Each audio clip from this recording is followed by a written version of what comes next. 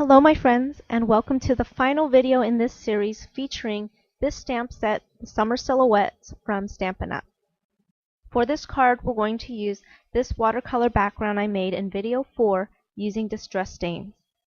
I'm going to use this solid image from the stamp, but in a different way. I want this watercolor look on my card.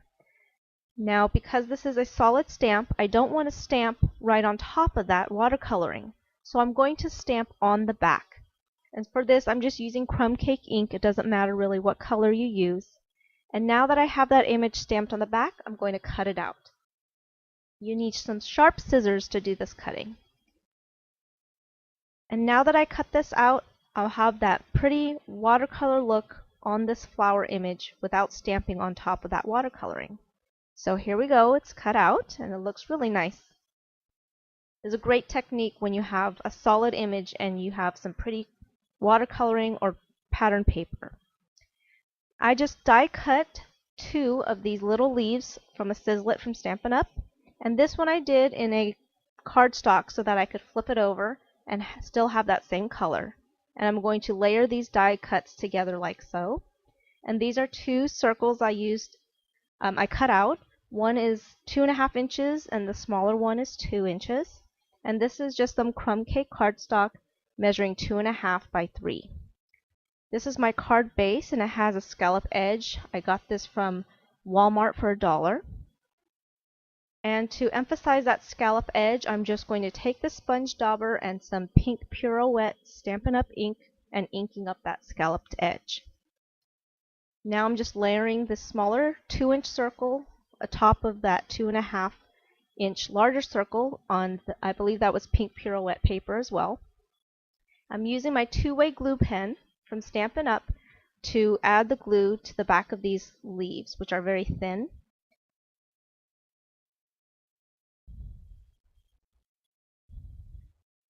And then I'm just going to lay these on top of the circle.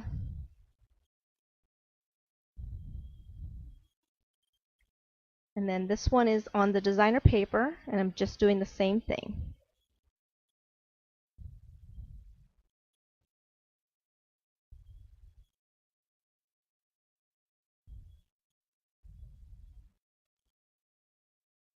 And now I'm going to take this flower and do the same thing, just glued it straight down. I'm going to round 2 corners of this cardstock using the 1/4-inch setting on my corner chomper. And this is the basic layout of my card. Now this is some Lucky Limeade twine from Stampin' Up. And I'm just going to wrap this around a couple times and then trim it down. And I did cut this card base down. It was 4 by 6, but I cut it down to be 5.5. I just tied this twine in a basic knot and I trimmed off the excess very close. And then I'm just using some dimensionals only on the left side of the circle because it's going to overhang the opening of the card. And I'm going to use this focal image to cover that knot in the twine.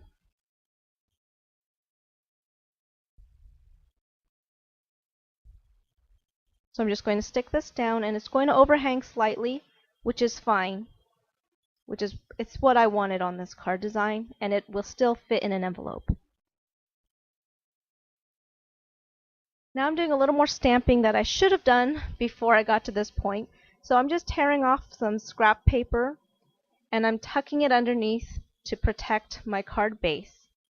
And then I'm taking that same stamp and I'm using crumb cake ink on the crumb cake cardstock to get a tone-on-tone look. And now I'm going to get a lighter image by stamping first on my scratch paper and then onto the crumb cake cardstock. And I did that twice just to add some stamping there. And now I'm stamping the sentiment in chocolate chip brown ink, and this sentiment is from Paper Smooches. And then I wanted to add a little bit more, so here is some washi tape from My Mind's Eye, and it was just a little bit too wide for my liking, so I just cut it in half here, as you can see. And then I just added it here above my sentiment. So again, I should have done this first, but it was sort of an afterthought. So I'm just going to tuck it under that circle, and then I trimmed off the excess there. And this is a new product for me. This is some enamel accents from Ranger. So I'm just going to try it out here, and I'm going to zoom in for you so you could see.